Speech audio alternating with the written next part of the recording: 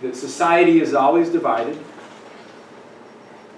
that consensus is not a reasonable ideal or goal, actually, and that I think this quote gets at it, that too much emphasis on consensus and the refusal of confrontation lead to apathy and disaffection with political participation. And she says the other point that she's making is that you cannot avoid the us versus them sort of binary. And so the goal in a pluralistic democracy is to expand the us as much as possible, but having a them is always going to define who the us is, or who the in-group, or who the we are in this sort of model that she presents. And she calls for a strategy of engagement, and she says we must recognize the legitimacy of adversaries, that it's somebody whose ideas we combat, but whose right to defend those ideas we do not put into question. So it's more adversarial. I think this is where a game metaphor, and I was trying to think through this a little bit, and trying to think, what does this look like, or what does this mean? And the best example that I came up with is the relationship that I had with a very close friend who's passed away, who's a psychologist, very right-wing, conservative, and we disagreed about everything, literally everything. And we were highly competitive, and we had this relationship for many years, even when I went overseas, where we would write these long emails and letters, where we disagreed about culture, politics, sports. Very, we'd go into a movie together. My wife hated this guy. We'd go into a movie together, and he would come out either loving the movie or hating it, and I was the exact opposite. And we were highly competitive in everything that we did, chess, tennis. He's thrown rackets at me before when I played him in tennis. But there was something in that relationship that kind of kept us together, and I think it was this adversarial kind of relationship, that it was, we disagreed about everything, but I think this idea is kind of what Maouf is getting at here, and it's respecting the kind of the basic or fundamental humanity of the adversary, not seeing them as an enemy, but recognizing that there's going to be irreducible differences.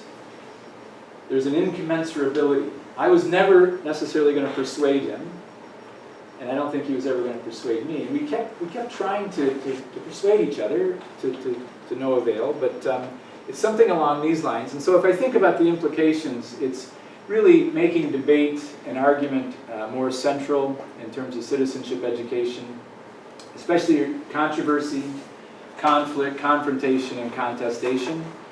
And this idea of explicitly teaching about the nature and terms of dominant discourses, but also at the same time recognizing the multiplicity of discourses, kind of having that sort of balance as part of this. And the education of political emotions, Maouf has talked about, but there's a really nice article by Rutenberg that gets at this, and she's very critical of cosmopolitanism, both Rutenberg and Maouf, because she says, where's the affective identification in this? It's sort of an abstracted ideal. This ideal of humanity, I guess, is quite abstract. And so she talks about the role of affect in civic solidarity and citizenship. And these quotes, I think, really get to the idea that feeling anger on behalf of injustice committed against those that are in less powerful social positions, that's where you start to widen the idea of an us, I guess, as far as really identifying with those that are those in which acts of injustice are being committed against. So it's identifying more with the powerless. And she talks about the relationship between anger and justice as well, and that there's a need to domesticate hostility as part of this. So so I'm still working through some of these ideas. I'm not exactly sure what they mean. And one of the questions I had is, what do you think this means in terms of some of the quotes here, in terms of education of political emotions and thinking about the role of emotions in politics as well as in civic education. we'll come back to that. I'll just finish up because I think I have a couple more slides, and then we'll see if there's some questions related to that or some discussion. Again, it puts the concept of power, the role of power, has to be explicitly addressed. And there's a nice book by Green. It's How Change Happens. It has kind of a passive title, but How Change Happens, that talks quite a bit about different forms of power. And so in conclusion, I'll finish here, but the key ideas, I think, are that GCE consists of competing and contested discourses. I think that's the first idea. That these may be irreducible, and that the best we can hope for is to somehow manage some of the tensions that these create for us. And some of the work that Tracy and I have been referring to by John Myers, for example, calls for a coherent narrative, that GCE needs some sort of coherent narrative, and I'm questioning that, I think. That idea, whether it's, I don't think it's possible, first of all, and I don't think it's actually that productive. And so, but I do think that expanding the spaces for discursive participation is key, and really thinking through how do we accommodate not only emotion, but more conflict, confrontation, and really this idea of irreducible differences. How do we sort of navigate this as we go forward? How do we work with people who have values and views that are almost diametrically opposed to the values and views that we have, I think is a pressing question in terms of civic education. And James Tully used, you can't really see this image, but it's the spirit of Haida. And I really like this image because it's some people crowded into a boat, all vying for places and position and sort of jostling each other about. You get a sense of sort of the messiness, I think, of maybe democracy or society in terms of, we're in this sort of boat together here, but there's, we're bumping up against each other all the time and having to figure out how to manage this. So I will stop there, and then we can see what kinds of questions or comments you have. All right.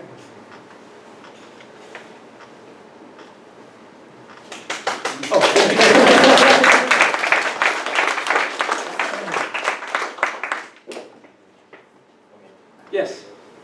Can I see the format? Yeah. That one? Maybe one Before? more. Yeah, this one. This one right here. Yeah. Okay. Yeah. I really thank for your lecture, and I'm studying. I'm PhD students who are studying the Baildon. Boredom. Yeah. Ah. So I'm a little. Are you bored now? No. So I have a little very curious about the anger problem. Yeah. I feel I'm from Korea. Yeah. I don't know if you know about the Korean situation now. Yep. Huge protest. Yeah. And many people are angry with the government, and so they did the protest. And now we are talking about it as an educational field to learn the democratic situation for the students.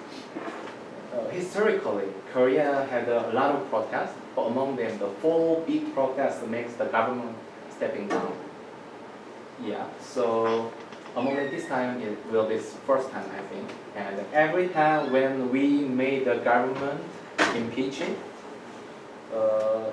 always the starting point was the high school students. Yeah. When the high school students came out to the field, they were scared. And when they start to be angry, and this became bigger, and makes the government break down. So when I saw the understanding relationship between anger and justice, and the educational importance of the anger to the student and the society.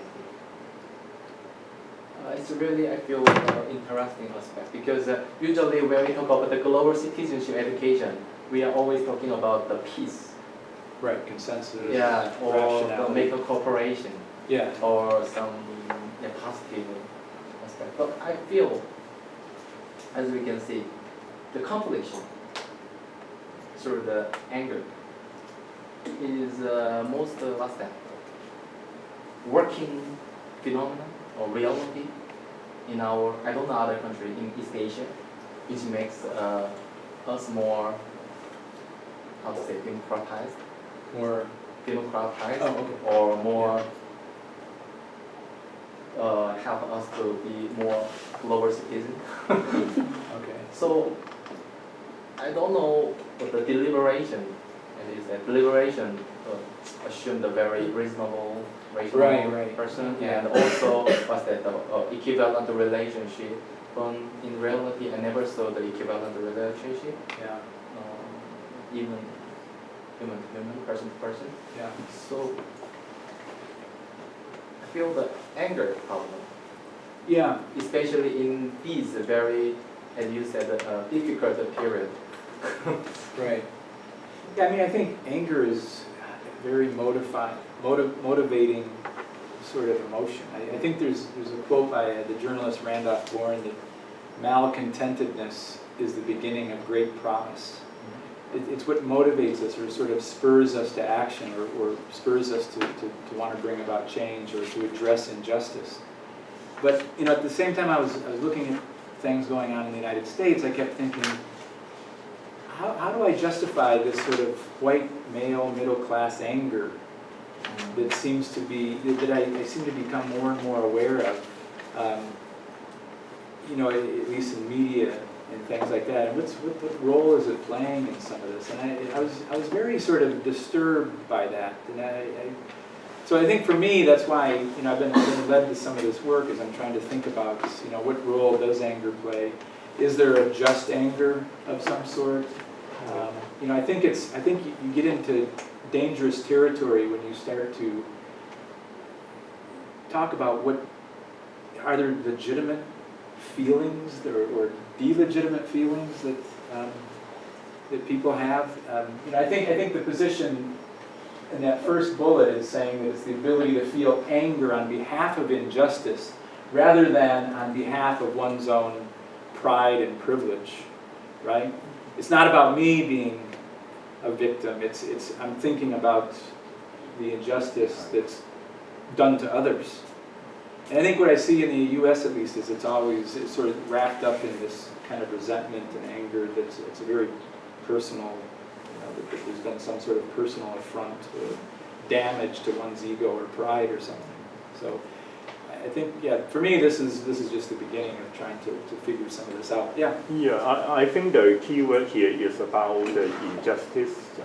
Actually, in the case of environmental issues, I just think about an example when people talk about building, for example, an incinerator here in Hong Kong.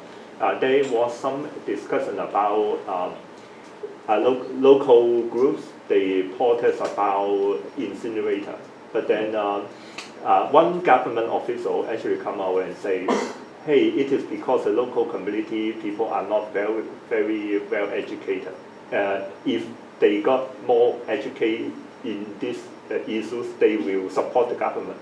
I am thinking about what kind of education will you kind of desensitize people against this kind of NIMBY kind of facility.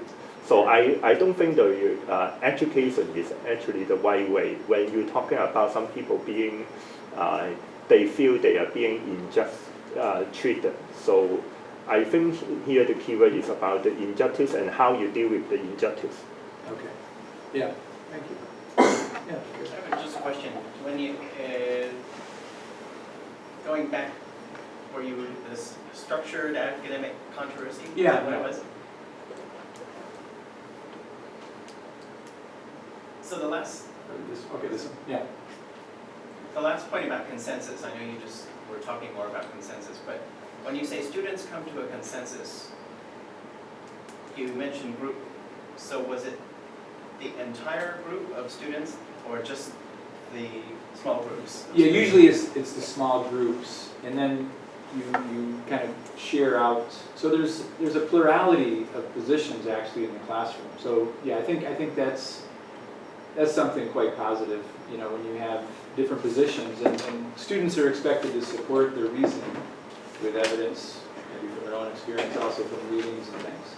Because I think, and this goes to what Teresa was saying about power, or some people were talking, because I think, where is the consensus? Is the consensus just generated because people just get quiet? Right, right. Whoever is the most powerful speaker in the Yeah. group is imposing consensus, and the others Yeah. are feigning agreements Yeah. because they're, you know, they just don't want a controversy or something like Right. that. Because, and then I think it's interesting because then that links to something else you were saying about, you know, in society, there's no consent, you know, there's little consensus, obviously, so you're manufacturing consensus in the classroom. You're Yeah. telling them you should come to a consensus when that's not Right. what people are doing outside. So then I wonder if that generates some kind of, you know, resentment towards school.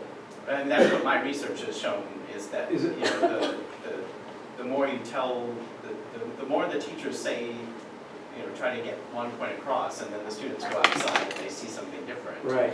That they're not going to resent the real society, they're going to resent and this is how you generate critical thinking, I think. This is- Yeah, yeah. But it's critical thinking about what they're learning in school, and so just some. Yeah, no, I think Delhi and Capri, there, that third bullet, the quote, "The illusion of voice can lead to even greater frustration and disenchantment from having no voice at all." It's this idea that, you know, I mean, I think as someone who's an introvert myself, you know, you sit in a group and, you know, it's like, is my voice really being heard here, or is someone, you know, who's sort of taken over the group, you know, representing my ideas in ways that I'm not necessarily comfortable with, you know? So I think, yeah, there's this sort of frustration might be what they're getting at, maybe what you're finding. Yeah. Just thinking back on your earlier question about how has this changed in the ascendancy of this anxiety, this anger amongst particular populations that emerged, and that one of the phenomena is the absence of justice. It's not an absence of concern for the other, it's a concern for the self. And I was just thinking about the literature, particularly if we look at the youth studies literature and some of the sociological literature, that focuses on this phenomenon from the 20th century, that focuses on the individual. I mean, even the development in that positive sense, the notion of the risk society and the development of portfolio self, and that you've got to take responsibility. And we see it in technology with things like selfies and the privileging of yourself in Facebook. And so do we perhaps have, it's not just perhaps an absence of concern for the others, but it's an overt obsession with the self and my self-interest that precludes the concern for the other. Could that be another possibility? Yeah, I mean, I studied under Christopher Lasch at University of Rochester. His most famous book was The Culture of Narcissism, which was written in 1979. And I think, yeah, he was describing this as a cultural phenomenon, and it was this sort of inward, you know, the 70s, it was the me decade, Tom Wolfe.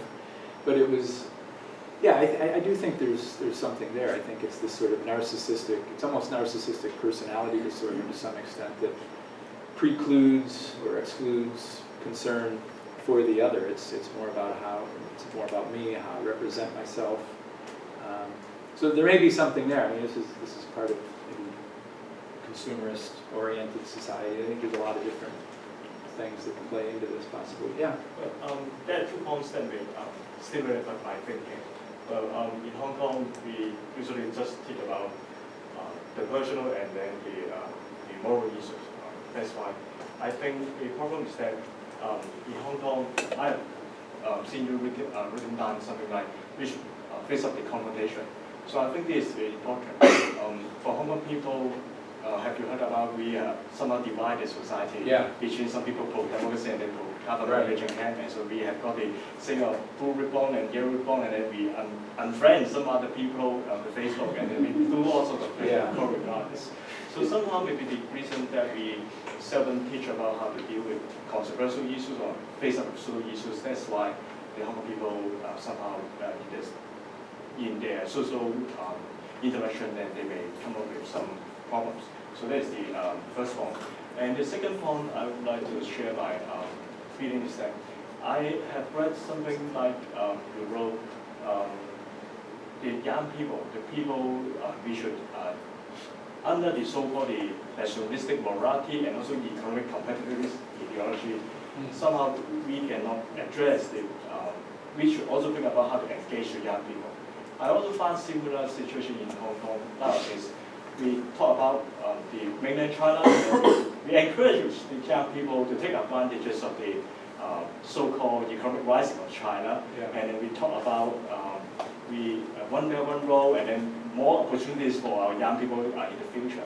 But down to earth, I think the key users of the Hong Kong young people, they may feel very disappointing because somehow their identity issues, their involvement issues, their belonging issues have not been addressed.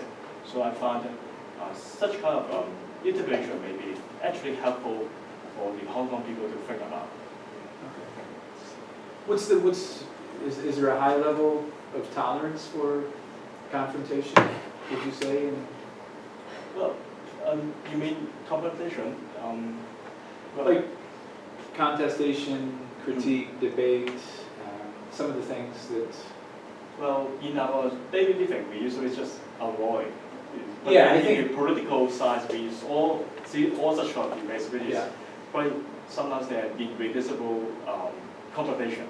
We see the political camps between the different political camps, and so maybe also that's why we are allowed to somehow because it is a confrontation. So more people go to vote now in the recent election. That also addresses the problem of political apathy, because the situation is a confrontation in recent years. So that's why the people will go to vote. Okay.